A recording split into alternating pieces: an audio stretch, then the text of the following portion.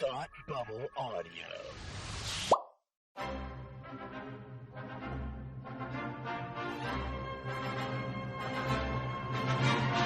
Look, up in the sky. You will never find the more wretched hive of scum and villainy. Welcome to Beer with Geeks with Tim and Frank. Who are you? I'm Batman. I am Iron Man. Your friendly neighborhood Spider-Man. Hi, Christopher. I'm Nero. My name is Inigo Montoya. You're a wizard, Harry. A couple of guys with a couple of beers and a whole lot of pop culture nostalgia. Make it so, number one. Ladies and gentlemen, the Beatles. Named the dog Indiana. Life finds a way. I am serious. And don't call me Shirley. Now sit back and crack open a cold one, because it's time for Beer with Geeks. It comes in pints? Shaken, not stirred. Great Scott! I was way off. I knew it started with an S, though.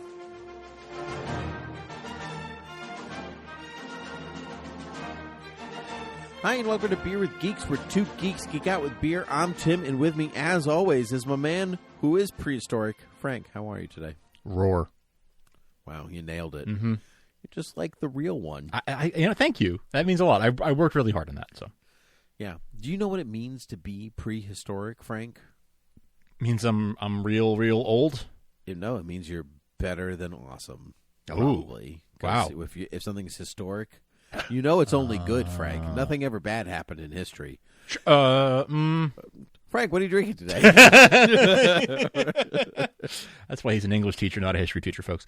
I don't know if I've ever told you this. Do you know the only reason that I'm an English teacher and not a history teacher is because when it came to deciding what I wanted to study in school, in college, I opted for English instead of history because I didn't want to write the research papers. Interesting. Okay. Well, is that also why you're not a paleontologist? No, I'm bad at chemistry. That's well, I'm not a paleontologist. Yeah. That'll do it. Okay. Hope's dashed. Yep. I'm drinking. So a couple weeks ago, I mentioned a beer from Chappell, Maine, which is a local brewery here in the town where I live in New Hampshire. Well, this is another one from them. This is their Slack Key IPA. It is a pineapple IPA. Ooh, hello. Yeah, you would like this because it is not super IPA-y. But if you like pineapple, you would enjoy this. It is sweet, but not overly sweet. It is hoppy, but not overly hoppy. It is actually a really nice balance. And I've had like citrusy IPAs before, but the pineapple IPA, like I've had pineapple flavored beers before, but I don't think I've ever had one in an IPA. So this is really, really nice. Chappell, Maine, lovely, balanced, nice and sweet, and not overly hoppy. I like it. I feel like I have had an IPA with fruit in it before. I thought that would like trick my taste buds. Sure. And I think I did enjoy it, and I cannot remember what the combo was. It was so long ago. But I'll try this one. But I'm game to try something. Listen, after the Hoppily Ever After, the New England India Pale Ale from last week, I'm truly game to try other ones because maybe my taste buds are changing in my middle age. Well, my middle 30s. I'm not middle aged, but I hope I'm not middle aged. Oh, so much to do, so much time. So much to do, so much to see. So what's wrong with taking the back drinking? Street. You never know what I'm drinking because I got to tell you. Anyway, Frank, I am drinking something from the Cisco Brewers. Love them.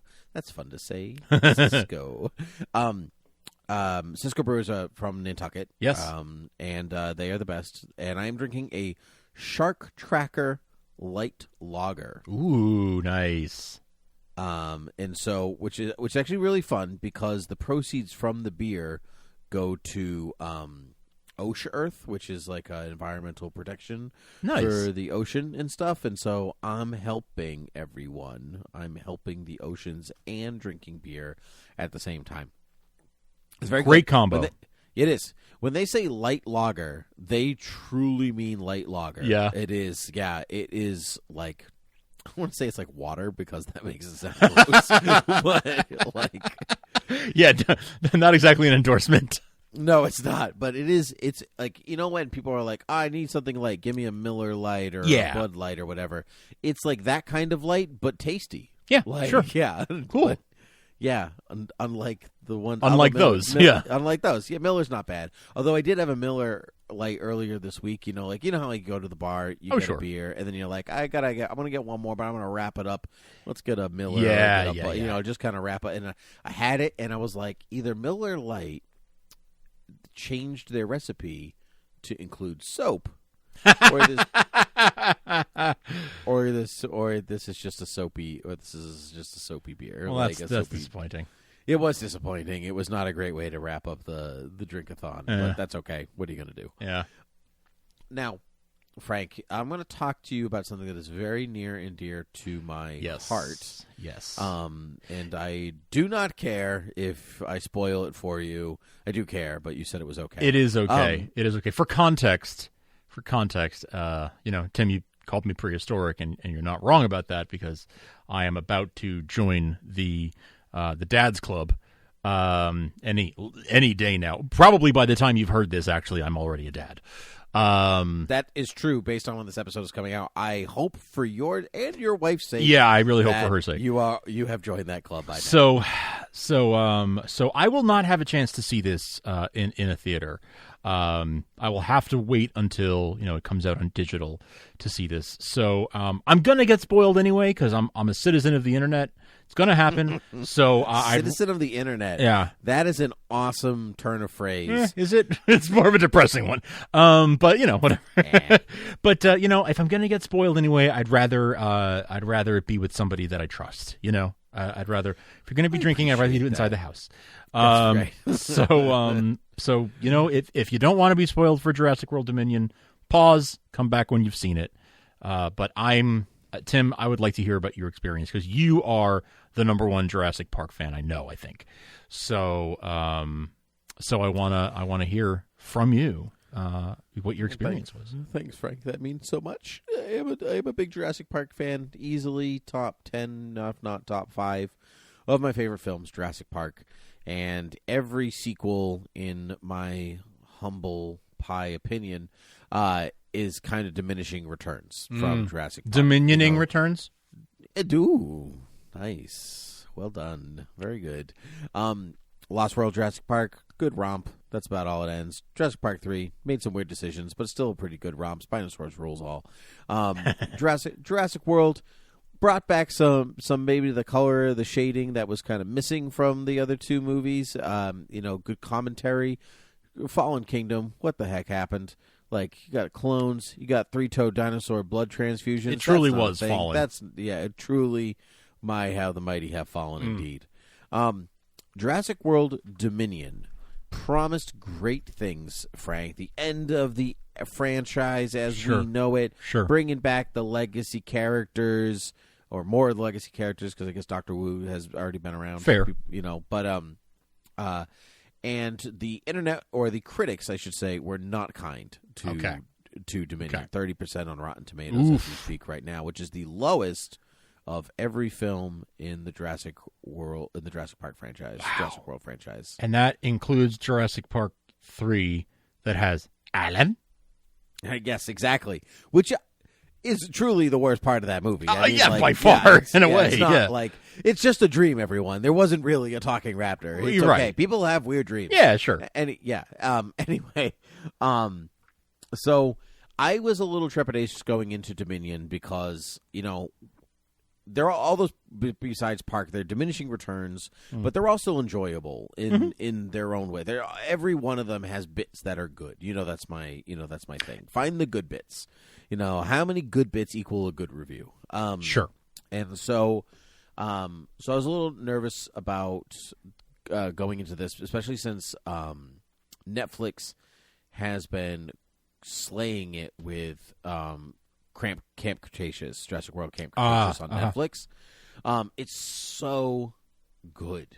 It's so good. I think it's actually the second best thing, other than Jurassic Park. Really? Yeah, it's some just quality kid programming, but quality dinosaur content, quality Jurassic Park. Nice. It's really good. And I'm just every season is just yes, we're back, baby. Nice. Yeah. And so That's its own story. Sure. Jurassic World Dominion. Here's the spoiler-free review. Okay. It's pretty good. Okay. It's not nearly as bad as people say it is. All right. Like, it's just not.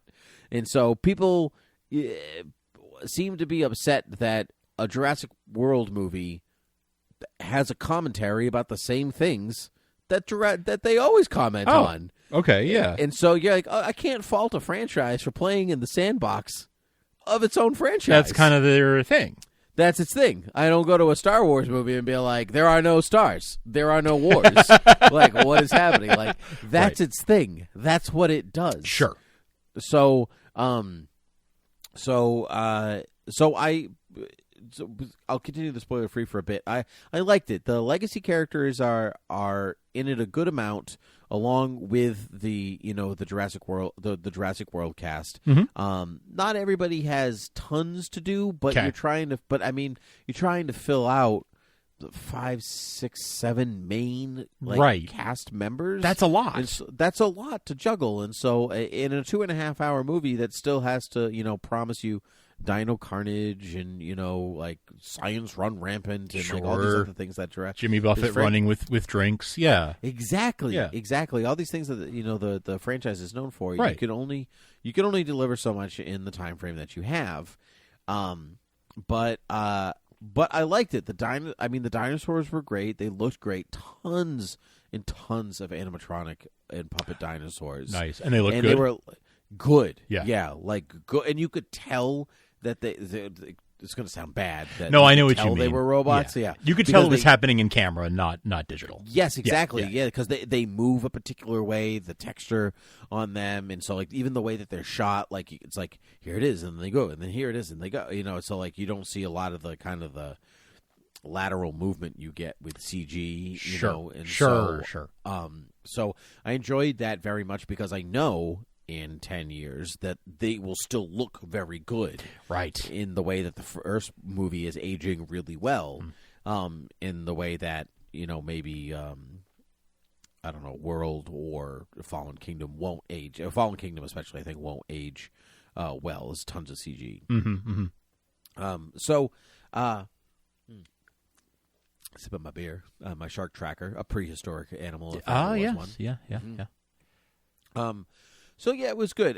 It's dealing with the same effects of like science running rampant, like it always does, and evil corporations and blah blah blah. And I really don't want to say too much else from there because I know that you're not a trailer watcher, so I can't really refer to many things. I haven't is without spoiling anything.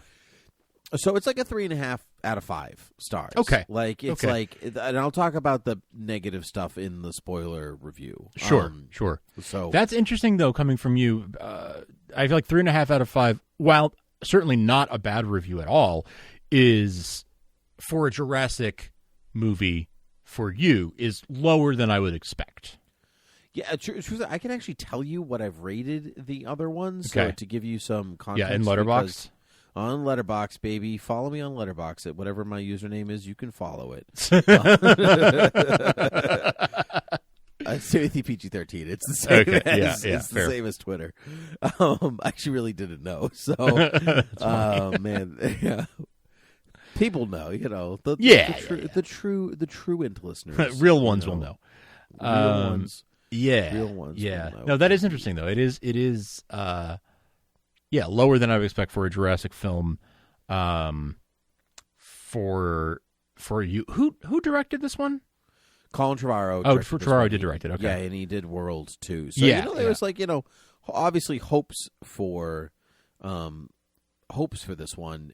Did he not do Fallen Kingdom? He did. I can't remember. If he did. No, he didn't. Oh okay, so he didn't do this whole trilogy. He just did the first. I will tell you who did Fallen Kingdom because I will use my one look up. J.A. Bayona did this one. I would say most famous for Monster Calls, maybe The Orphanage. Those are his two big ones. Okay. He's actually the director of the first 2 episodes of the Lord of the Rings show that's coming out, Rings of Power, to Amazon. The Amazon one, yeah. Yeah, visually great.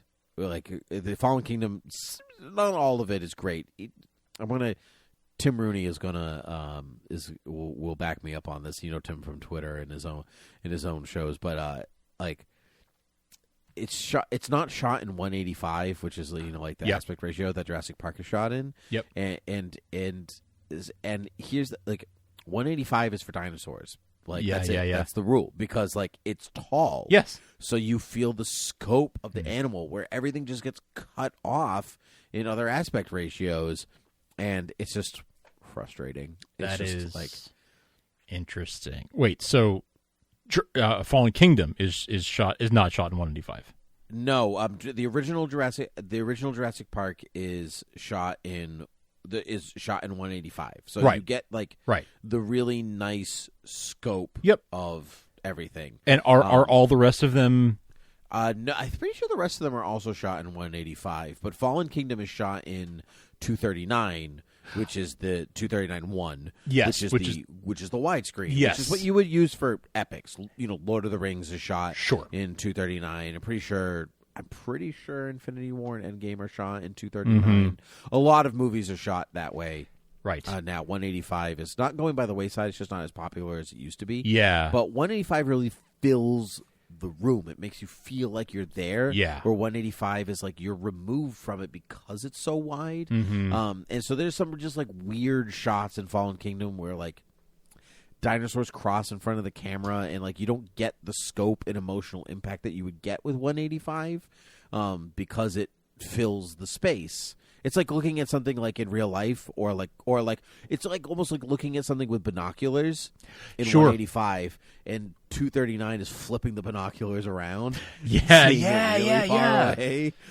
So I just 239 has its place with some things. It just didn't work for Jurassic Park. So So anyway, I don't remember why that was a thing that happened.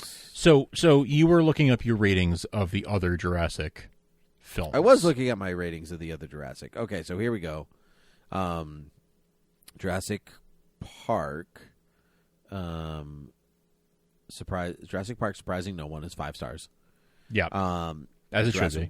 Yep. Jurassic World is 4 stars. Okay. Battle at Big Rock, which is the short film that Trevorrow directed, you can watch on YouTube. It's like 10 minutes. Is 4 stars. I mean, it's a short film. It was really well done. It accomplished what it needed to accomplish. Jurassic World Dominion is 3.5. Lost World, Jurassic Park 3, and Fallen Kingdom I all gave 3 stars. Okay. All right, that gives me good context. So this is better than Fallen Kingdom or okay. But I truthfully I'd have to go back and watch Lost World and Dominion again to like be like which one is actually better. But according to the ratings, Dominion is a little bit better. Okay. I just love Alan Grant. It's hard not to, so he gets the cred. So anyway, spoilers for Dominion kind of moving forward. I'll give you the setup. So there's some big locusts terrorizing the world, Frank. Like, and when I say big, I mean like easily a foot big. Okay. Like genetically modified locusts. Sure. And Dr. Ellie Sattler because that's is what we on need. the case. Yeah. Yay! Of course she is. Yeah, she is on the case. And it looks like Biosyn, which is the company, like the InGen company, like their competitor, if you remember from the first movie, where like Dotson, we got Dotson here. Yep. Like like that company, Biosyn. That ballroom. Yeah, that ballroom. Exactly. They have modified these locusts to like take out farms that are not buying their products. Wow. So Biosyn eventually controls the food source of the world. Wow. I know. So like to me, like you're starting strong. Like I know it's not about the dinosaurs, right? But Jurassic Park isn't really supposed to be about the dinosaurs. Sure. It's about like it's the Frankenstein story. Yes. How far can you take this? And what can you do to make amends for it? Right. That's the story of Jurassic Park. We went too far. Now back it up and make amends for it. Yeah. And so like he's not in it a lot, but the movie's weirdly about Dr. Wu and like the mistakes he's made since the start of Jurassic Park, moving into World, the creation of these locusts, and just kind of like moving forward from there. And it's like a weird little redemption story for him as a B plot. Wow. And I really enjoyed that. Yeah. Because that's to me, that's what these movies are supposed to be. Like, they all have dinosaurs, they all have chase sequences, they all, like, that stuff's fun. But, like, a good Jurassic World Park movie is saying something bigger about the world. Yeah. And even if it's playing with the same exact themes that other movies have played with, that's the franchise. Right. That's the template of the franchise. Well, I mean, the whole thing is it's not just like the dinosaurs are the fun part of it. The action and the dinosaurs are the fun part of it, but it's the franchise is about, your scientists were so busy thinking about whether they could, they didn't stop to think about whether they should. That's what the franchise is about. That's the central thesis of the Jurassic World franchise. All 6 films, Camp Cretaceous, all of it. And I would hope that the final movie in the franchise wraps up those themes. You would think. You would hope. That's what you want it to do, right. and that's what it does. I'm like talking myself into giving it 4 stars. 3.5. Like silly. So Dr. Ellie Sattler's on the case, and I love that because arguably she's got the least amount to do in Jurassic Park. If you look at Malcolm, Grant, and Sattler as like your 3 main heroes, yeah. In Jurassic Park, Grant's got the most. Malcolm also doesn't have tons to do because he gets injured, but he's got a whole second movie. Yes, like to be the hero, and Grant's got a 3rd movie. Right. He's got so this is really her time to shine. Sure, and I loved that. I thought it was like really like it was. Laura Dern stepped back into that character beautifully. Like she didn't miss a day. It was really nice. You know how sometimes like you watch, say, like Force Awakens, and like, okay, Carrie Fisher, you're still figuring out Princess Leia. Oh, sure, like okay. General Leia, like she's not like quite like you like need her to be. Yeah, not quite like you remember. Yeah, so like, not the case with Laura Dern. She's like back, like you wouldn't believe. It feels so natural. She's amazing. And, yeah, she is amazing. She is. It's so understated, and it's really wonderful. And so she enlists Alan to come with her. Alan comes with her to go to Biosyn. Okay. Because like she knows that the locusts are coming from there. Malcolm is working there, and so he's kind of like her inside person. He's like there. The way Biosyn's, it's kind of like, like your modern tech company, where like we care about people, and we have our ethicist that we pay to like keep us on track and like things like that. Come to his lecture, and stuff like that. So Malcolm's there, but it's all like subversion to like get into Biosyn. Gotcha. And all this stuff. And so Alan basically goes along for the ride.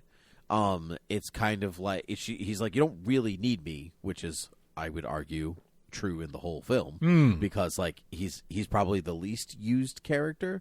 Like he's not, like his expertise isn't needed at any particular way. He's just kind of there to be there because is he he's shirtless? a legacy character.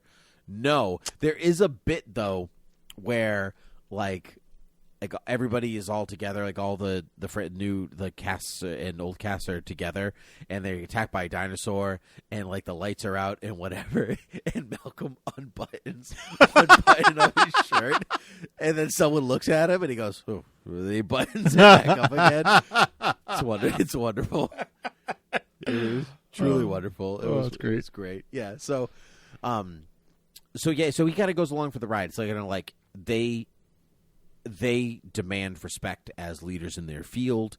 Biosyn has taken all the dinosaurs from Isla Nublar, Isla Sorna, whatever, and they've created a sanctuary in Germany where everything is, and so all the animals are protected, the ones that aren't out in the world because of Fallen Kingdom.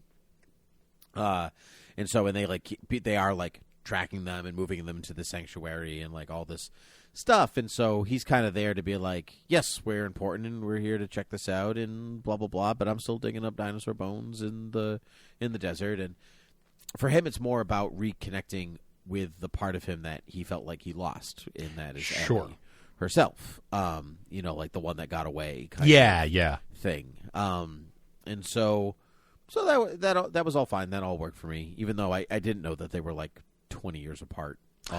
Yeah, I didn't. Until recently, I did not know that. Same. Laura Dern's kind of ageless. Yes, Sam Neill in a weird way is too. Like he's in his 70s now, and he looks like he could be in his 50s. It's just like it's amazing. But anyway, so that's what they're up to. And Dodson, Dodson, we got Dodson here, the guy with the hat. He's the CEO of Biosyn. So, okay. So that guy's back. Different actor because the original Dodson is in prison for bad reasons. Ooh. For good. He's in prison for good reasons. Well, yeah. For a good reason for doing bad things. Right. I will leave it there. Okay. So that's what's happening with them, and the legacy cast is trying to protect the kid who's a clone. Probably the weirdest thing that Jurassic World Fallen Kingdom. Did you remember that? Yeah. Where like her grandfather was like, I miss my daughter, so I cloned her. And that's a big big old retcon that in this movie, Frank. Oh, good. Yeah. I don't often say that about retconning, but good. No, it was this is real spoiler territory, but it like basically amounts to a cover story the grandfather told. So they basically it ties to the dinosaurs, in which they like get into this thing where like some dinosaurs produce asexually based off of the DNA that they encoded with them to make up for the gaps and blah blah blah. You remember Mr. DNA from the first movie, yes. So basically she is that experiment where his daughter like wanted a daughter. And couldn't have one, so she's a sexually reproduced experiment within his daughter. Anakin. Yes, basically, yeah. And his daughter still ends up dying, and all that stuff. So, and she's raised by her grandfather, whatever. And he made this cover story. James Cromwell made this cover story, so like she wouldn't be experimented on or whatever. Like the clone was easier to swallow or whatever. But sure. Yeah, so because I think her name's Maisie, and it's like her search for like, is she a real person? It's like again the Frankenstein monster thing. Yes. Am I a real person? Yes. What is my purpose in life? How do you know? That retcon really worked for me because it was because Dr. Wu wants to use her to undo his mistake with the locust, where he's like, what you have in your DNA sequence, I can undo my mistake. I can figure out a way to kill the locust in one generation, and we can actually live and survive and whatever. So, anyway, it all coalesces together. Everybody, new team and old team, end up in the German sanctuary place, and dinosaurs are in it sparingly. There's like military dinosaurs that are being sold on the black market at one point, and and whatever. So, to the dinosaurs themselves. This is actually where I think the 3.5 comes in. They were pretty lackluster in this movie. Like, I didn't necessarily feel like they were. I know I said that it's not like the whole point of Jurassic Park is the dinosaurs, but in this case, they were literally like just there to be there. I felt like most of the time. Yeah, see, that's not good either. That's too far. You don't want them to feel pointless. Other direction. Right, yeah. right. And so they were there to provide action sequences. Okay. And some of the action sequences were great. There was there's like a chase through like the city streets on a motorcycle with some, I think they were Utah Raptors. So they're like slightly different versions of the Velociraptor, which actually would be a little bigger and bulkier in real life and stuff like that. So there's those types of things, and dinosaurs out in the world, and there's the Giganotosaurus, which is the largest carnivore in the history of the world, and so there's that, and the T-Rex, and all these different things, but like because they were some of them were animatronic. Yep. Here's the sequences kind of were just okay. Like, I see. It was a lot of like, and the dinosaur looks, and then the dinosaur mouth moves forward. Sure, and it kind of lacked the pizzazz that Spielberg gave to like things that he would do with the animatronics. Like it almost felt like they were playing it safe because they were robots. Like we gotta, like we don't want to break them. We don't want to. So they left me a little wanting. As a kid, I probably wouldn't have noticed much. But just it was just like they were just fine for the most part. Okay. So that was okay. But my boy, the Dilophosaurus, my favorite dinosaur, was back. Got a Dilophosaurus thing right here. Very cool. Very cool. Yes. So that was cool. I love seeing them back. But yeah, I'd say the dinosaurs were like weirdly the least fun part of the movie to me, and like that I think is where it really ends up dipping, because not that they weren't like it's just they were fine. They were fine. They were just okay. They were just okay. So far, I haven't heard you mention Chris Pratt or Bryce Dallas Howard. Yep. So Chris Pratt feels a bit like he phoned it in. Oh, okay. Like he's just his regular Chris Pratt self, like that he was in these two movies, but he's just kind of like we're gonna get her back. Okay, break time for Chris Pratt. Okay, like it's fine. And maybe other things going on. He's checked out. Like whatever. That's fine. So Bryce Dallas Howard, however, A+. Nice. Like she's given it her all. And I think it's truly a little bit more her movie than his movie. Okay. Like if I really had to pin it, it's Ellie Sattler and Claire. Cool. These are two real leads in the story. Maybe even Maisie. It's like that's kind of it.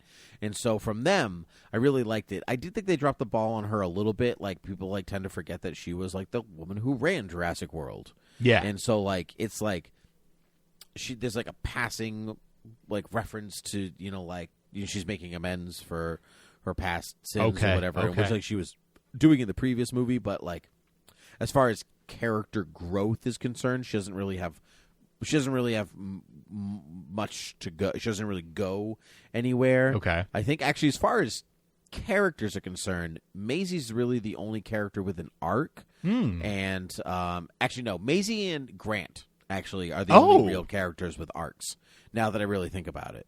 So whereas Grant's expertise is not needed, he does have personal growth in the story, whereas everybody else really doesn't. They're just there for the sake of being there because they have to be.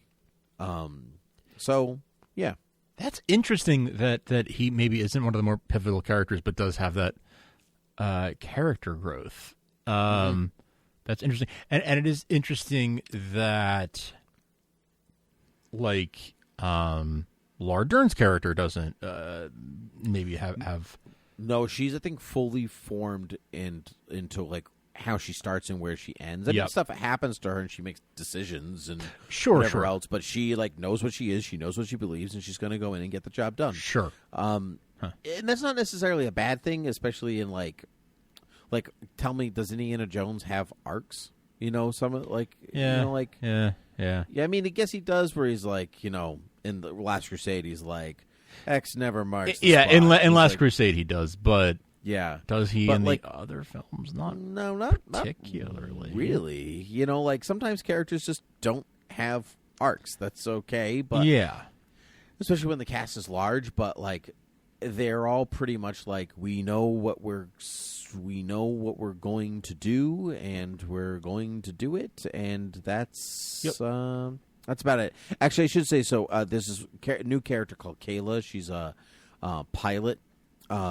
She is super cool, easily like different kind of cool than some of the other ones, but she's like in that Dr. Grant, Malcolm cool, nice like party group. And so, but she's a pilot, not a scientist. She is a pilot, yeah. So she's like a black market pilot. That has I see. And so, I'd say she also has an arc. I would say that she is. So the women have arcs, the men do not. Okay, yeah, that's basically it. So there are some really cool callbacks. Like there's a good bit with Jeff Goldblum and the Giganotosaurus. He's got a torch and he's like drawing the Giganotosaurus' attention away, but like how he deals with that is like you've had 30 years to think about how you would do this differently. Yes.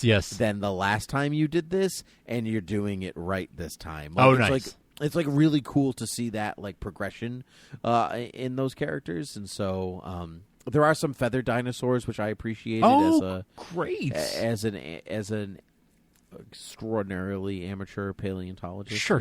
Myself, paleontology nerd. Dinosaurs had feathers is common knowledge. Yes. Now it's like we knew they had them in the 90s, but Steven Spielberg said that this is cooler. Colorful feathers are not scary. Yeah. And in truth, he was wrong because there is some great colored dinosaurs that were still pretty darn scary. Yeah. So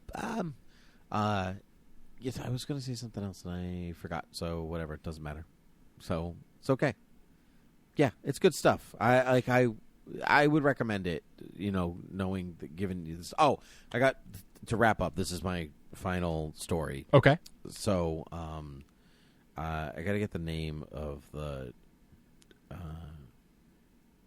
Do you need me to use a lookup? No, I do not. Because mine is just sitting here. No, I do not. Cool. So. Good now. Yeah, so back in 1993 when I saw Jurassic Park when I was 5 years old. Yes. You know the story. I do. I've told the story on this podcast many times. But there's a resolve to this story. So that's really, to me, hilarious. So I want to tell it. Okay. Okay, so back in 1993 when I saw Jurassic Park in the half of Jurassic Park in the theater. And so I was 5. My brother was 7. We both went. My mom took us. It was wonderful right up until the time the T-Rex attacked. I was in camp. My brother got too scared, and we had to leave. That's the story that, this story is well documented. So, yes.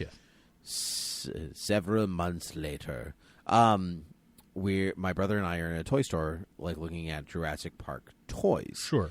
And there is a dinosaur called a, well, you shouldn't say it's a dinosaur. It's really a non-mammalian species. But anyway, it's called a Dimetrodon. Okay. Metrodon, which is it kind of looks kind of like a big lizard with a big fin on its back. Okay. Like a four-legged thing. If I show you a picture of it, you'll be like, "Oh, yeah, I see." Almost like an alligator, but with like a shark fin on its back. Yeah, kind of. Yeah, not even. Yes, something like that, or like a like an iguana with an iguana or a Komodo dragon. Yes. With a big fin on its back. Yes. So like almost like an Asian fan. Right, it's like a paper fan. Yeah. Yes. So anyway, so there's a toy of that, and my brother is like, that dinosaur was in the movie in the theater, but we didn't get to see it because it left early. But it won't be on the VHS. It was only in the theater. Oh my god! And 5-year-old Tim is like, "Oh no!" I'm like, you rat bugger! Like, you're the reason that we didn't see that dinosaur. Like, and now we'll never see it. Right. So, like, 1, I know you're lying. 2, like, I'm 5, but I'm not stupid. Okay. Yeah. And 2, like. You're the reason we didn't see. You got scared, not me. Don't turn this around on me. Right. Anyway, flash forward to the year 2022. Oh, no way. And what dinosaur appears in Jurassic World Dominion facing off against none other than Dr. Grant himself? Oh, that's incredible. And I'm like, yes. It happened. Oh my gosh. It actually happened. This is like, I can't even tell you how, I gotta tweet at Colin Trevorrow, but I can't even tell you how important that was to me. Yes. This is like a thing that happened. It was just the fullest of full circles for me. And that was pretty magical. So that's unbelievable. You should absolutely tweet at Colin Trevorrow. Yeah, I will figure out a good way to tweet that in 140 characters, and I will. You should do a thread telling the story, and then tag him in the last tweet where you say I don't know, you should absolutely tag him in the resolution of that. That's so great. Yeah, cool, right? Wow. So anyway, Jurassic World Dominion is pretty good. I recommend. Cool. Yeah. Cool. If you had the chance to go to the movie theater to see Top Gun Maverick or Jurassic World Dominion, see Maverick. But Jurassic okay. World, Yeah. But I thought you were going to go the other way, and I'm like, really? Okay. No, Maverick was so freaking good. Yeah, see that. But yeah, Dominion was good. You should watch it. Yeah. So that's it. Well, as a function of my being old and prehistoric and soon to be a dad, I'm probably not going to get the chance, and that is a bummer. But I am super jazzed to see it when I can. After this discussion, you always like without fail make me excited to see whatever it is that you're talking about. Like you are a good hype man for a movie. So I am I'm very excited to see this when I am as soon as I am able. So thank you for letting me live vicariously through you and enjoy this with you, because it'll be a couple. I don't know. It probably won't be that long. What are the release windows now? 90 days or less? 45 days? 90 days. 45 days is for HBO Max. I think it's 90 days. For I'll still be on parental leave. It's yeah, you still will be on. Well, maybe not quite, but yeah. Close enough. So that's cool. I'm excited. I'm excited to see it. Yeah. Well, good. I hope folks enjoyed hearing this. And let us know your thoughts about the film at beerwithgeeks@gmail.com or at beerwithgeeks on Twitter.